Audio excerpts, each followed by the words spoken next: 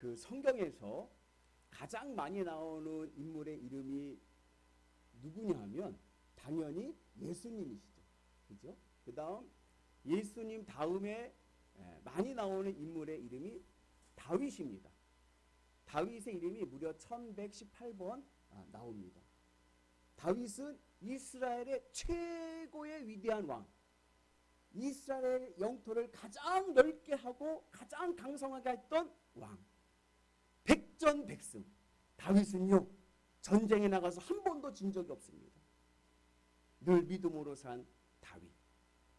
그런데 그 다윗에게 우리가 보면은 좀 신기한 게 있어요. 그것은 뭐냐면 다윗은요 초자연적인 기적을 경험해 보지 못했습니다. 성경에 많은 위인들이 있어요. 그죠? 모세도 있고 아브라함도 있고 많은 위인들이 있는데 그들에게는 하나님의 기적을 경험했습니다. 물이 갈라지기도 하고 병이 고침을 받기도 하고 여러 가지 초자연적인 신비로운 사건을 경험했지만 다윗은 그러한 신비로운 기적과 같은 사건을 한 번도 경험해 보지 못했습니다. 그러나 다윗은 하나님으로부터 가장 사랑을 받던 하나님의 사람이었습니다. 그래서 오늘 우리가 이 다윗의 믿음을 가져서 하나님의 가장 사랑받는 믿음의 사람들 되기를 주님의 이름으로 축복합니다. 그래서 다윗의 일생이 크지만 제가 다윗의 신앙을 교훈적인 것을 세 가지로 요약할 수 있을 것 같습니다. 다윗의 믿음은 어떠한 믿음이냐면 첫째로는 하나님의 뜻을 이루는 믿음입니다. 다윗이 어렸을 적에 하나님께서 사무엘을 통해서 베들레헴에 가서 왕을 내가 세울 터이니 그 소리가 좀 울리죠? 소리를 좀 내려주셨으면 좋겠어요. 그에게 가서 기름을 부으라고 말씀하죠. 그래서 사무엘이 베들레헴 이새의 집에 갔습니다. 그리고서는 자녀들을 다 모았어요. 그렇게 해서 모인 자녀가 7명입니다. 첫째를 봤습니다. 첫째 아들의 이름은 엘리압인데 와 역시 보니까 깜이야 깜. 잘생기고 듬직하고 역시 하나님의 예비하심이 있구나. 그래서 엘리압에게 기름 부음을 하려고 했습니다. 그때 하나님께서 사무엘에게 말씀하시기를 우리 같이 있습니다. 여호와께서 사무엘에게 이르시되 그의 용모와 키를 보지 말라. 내가 이미 그를 버렸노라. 내가 보는 것은 사람과 같이 아니하니 사람은 외모를 보거니와 나 여호와는 중심을 보느니라 하시더라. 하나님께서 뭐라 그랬냐면요.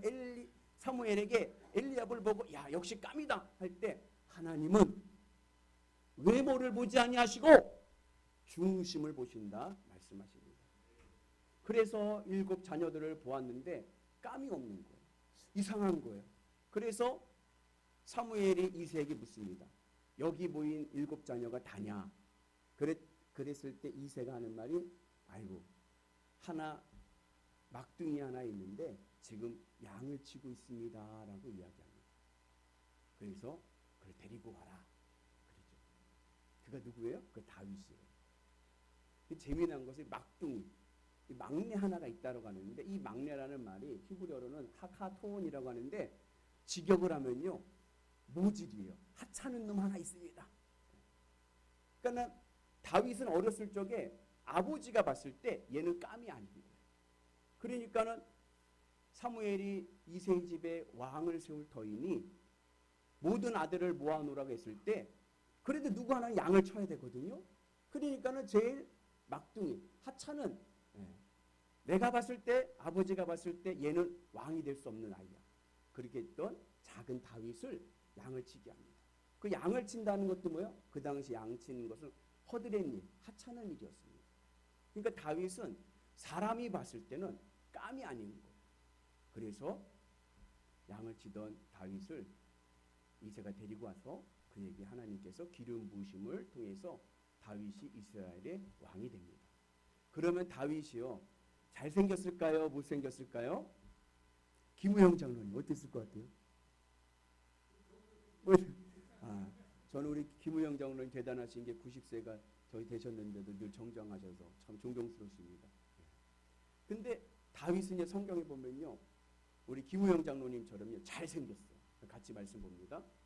이에 사람을 보내어 그를 데려오매 그 빛이 붉고 눈이 빼어나고 얼굴이 아름답더라. 여호와께서 이르시되 이가 그니 일어나 기름을 부으라 하시는지라. 다윗이요 눈이 빼어나도록 잘생겼습니다. 그런데 하나님께서 뭐라고 말씀하셨냐면 나는 외모를 보지 않고 중심을 보신다 하셨습니다. 하나님이 보시는 중심은 무슨 중심입니까? 우리의 이 모양 이 모습 다 우리의 외모도 누가 만드셨어요? 하나님이 만드셨죠. 그 외모 속에서 하나님의 중심을 보신다는 것은, 그리고 다윗이 잘생겼다라는 것은 우리의 외모가 완벽한 외모가 되기를 원하십니다.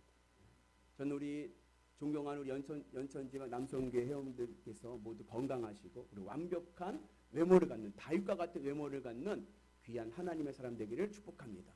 다윗과 같은 완벽한 외모를 가진 사람의 뜻이 의미가 무엇이냐? 그것은 바로 하나님의 뜻을 이루어가는 외모입니다. 다윗이 하나님으로부터 외모가 좋았다. 그러나 아버지가 보기에는 얘는 깜이 아닌 거예요. 세상의 눈으로는 깜이 아닙니다. 작은 자입니다. 보잘것없습니다. 그러나 하나님 보시기에는 누구보다도 빼어난 외모를 가진 잘생긴 사람입니다. 이유는 다윗은 하나님의 뜻을 이루어가던 사람이기 때문에 그렇습니다. 오늘 우리 남성교회 우리 회원 여러분들 주님의 은혜 안에서 완벽한 외모의 소유자가 되시기를 주의 이름으로 축복합니다. 다윗에게는요 흠이 많았어요. 우리가 잘 알죠. 도덕적인 흠이 많았습니다. 그리고 가정의 문제도 많았습니다. 압살롬 아들이 아버지를 죽이겠다고도 덤벼들기도 했습니다. 많은 고난과 어려움을 당했지만 그러나 다윗은 그의 삶 속에서 하나님의 뜻을 이루어가고자 하는 그러한 믿음을 가지고 살아갔기 때문에 그는 하나님께서 완벽한 외모, 하나님 보시기에 아름다운 하나님의 사람 된 줄로 믿습니다. 그 은혜가 오늘 우리 가운데 있기를 축복합니다. 우리 남성교원들이시니까 힘을 내셔서 한번 저를 따라 한 손 들고 한번 구호를 한번 외쳐보겠습니다. 주여! 주여! 한 시대에 쓰임받게 하옵소서! 아멘? 아멘. 저에게 구호입니다. 늘 주여 한 시대에 쓰임받게 하옵소서. 한 번 사는 인생, 하나님 앞에 쓰임받는 자가 가장 위대한 하나님의 완벽한 외모를 갖는 하나님 보시기에 아름다운 하나님 사람 될 줄로 믿습니다. 그 은혜가 오늘 우리 가운데 있기를 축복합니다. 두 번째, 다윗의 믿음은 어떤 믿음이었느냐? 다윗의 믿음은요 하나님 앞에서의 믿음입니다. 다윗이요 15살 정도 됐어요. 아버지의 심부름을 받아서 형들이 가 있는 전쟁터에 가 있습니다. 형들이 3명이 군대에 가 있었어요. 근데 블레셋이라는 나라와 전쟁을 하게 되었습니다. 그 전쟁하는 도쟁 있는 전쟁터에 다윗이 먹을 것을 가지고 그리고 형들을 찾아 면회를 갔습니다. 가서 보니까 다들 기가 죽어 있는 거예요. 이유를 알아보니까 블레셋의 골리앗이라고 하는 큰 거 2m가 넘는 아마 그 체력만과 같이 큰 거인이 있는데 그 장수가 이스라엘 군대를 향해서 단독 결투를 요구하고 있습니다. 그 단독 결투는 뭐냐면 1대1로 붙는 거예요. 그러니까 전쟁을 전면전으로 하면 나중에 손해가 크잖아요. 서로가 피차가 힘드니까 그러지 말고 제일 센 놈들 둘이 나와서 붙어가지고 이기는 편이 이기는 걸로 하자, 이런 게 단독 결투인 거예요. 그 요구에 이스라엘 군대가 기가 죽었어요. 왜요? 보니까 골리앗을 이길 수가 없는 그런 자신감이 없습니다. 그때 다윗이 와서 보니까 이건 아무것도 아닌 거예요. 그래서 다윗이 하는 말이 뭐예요? 저 할례 받지 않은 자가 누구이기에 감히 만군의 주 여호와 하나님을 모독하느냐. 다윗의 믿음은 어떤 믿음이냐? 다윗은요 신앙이 아주 단순합니다. 할례 받은 믿음, 할례 받지 않은 사람, 할례 받은 자와 할례 받지 않은 자로 구분합니다.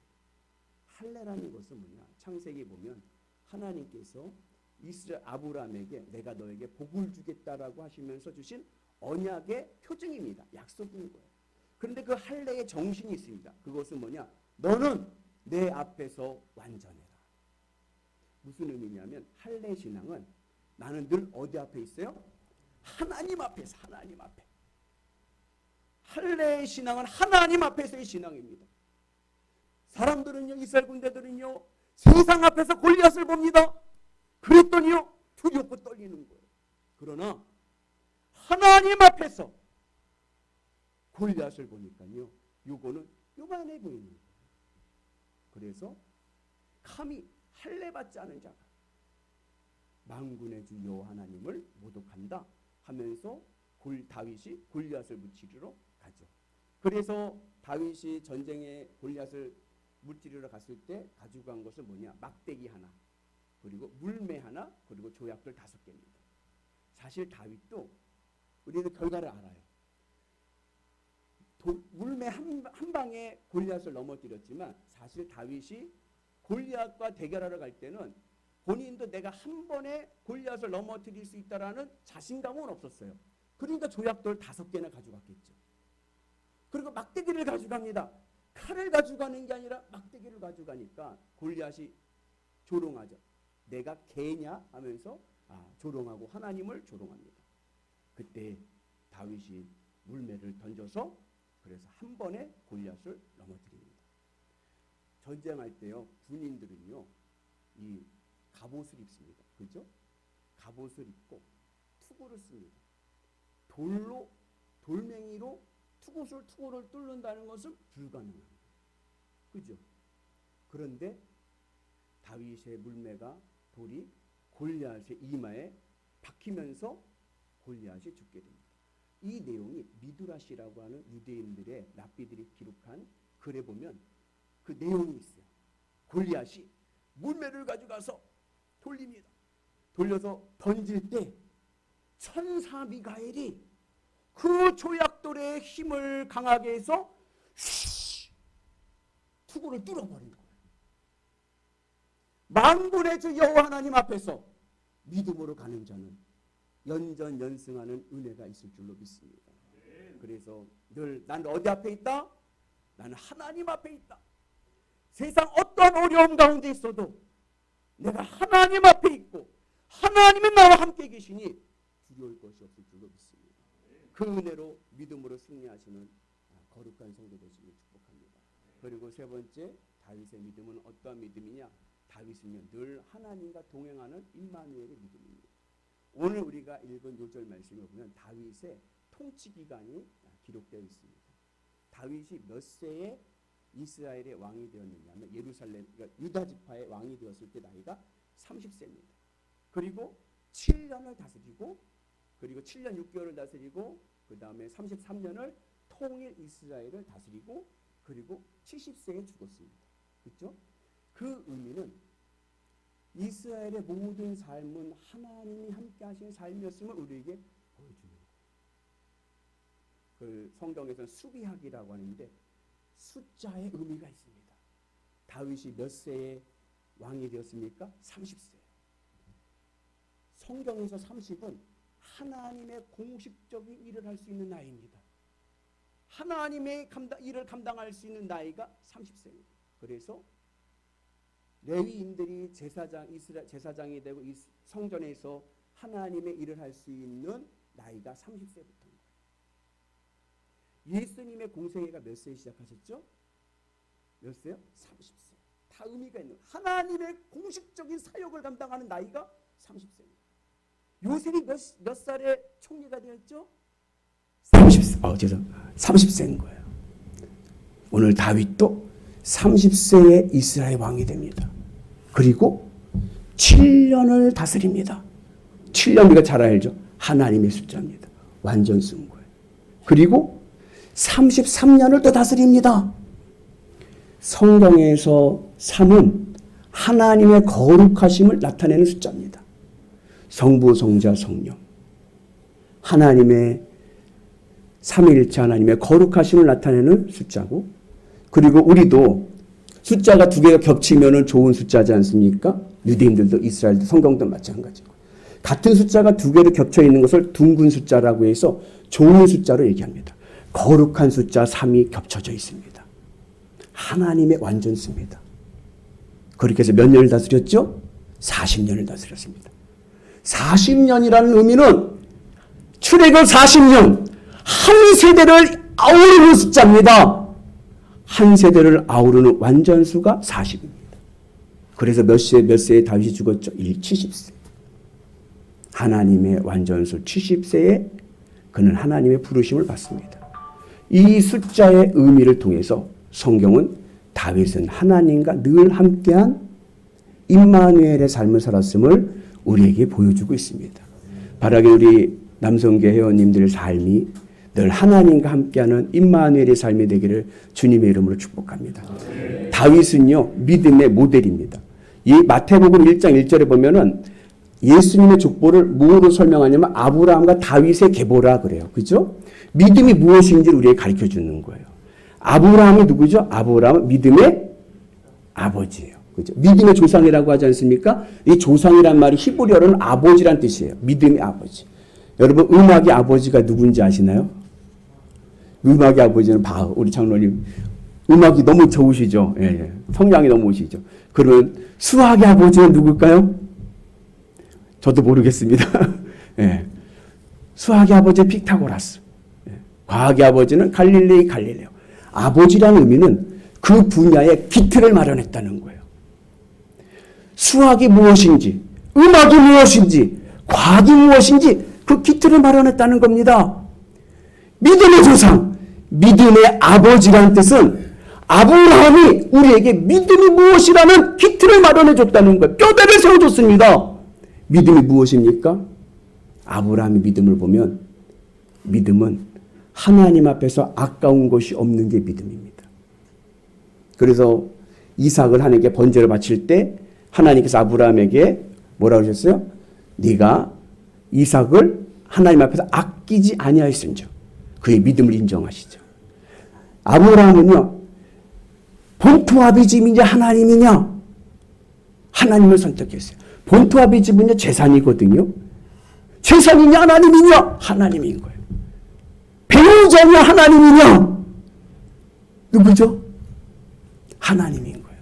어느 분들은 어떻게 남자가 치칠 맞게 사라를 2번이나 누이라고 속여가지고 그렇게 했을까 생각을 하지만 그렇지 않은 거예요. 아브라함은 하나님의 소명을 받을 때 알았어요. 뭘 알았냐? 내가 믿음의 길을 가다 보면 내 아내를 지킬 수 없겠다는 것을 알았습니다. 왜? 그는 힘이 없었거든요. 그때는 안보가 없었거든요.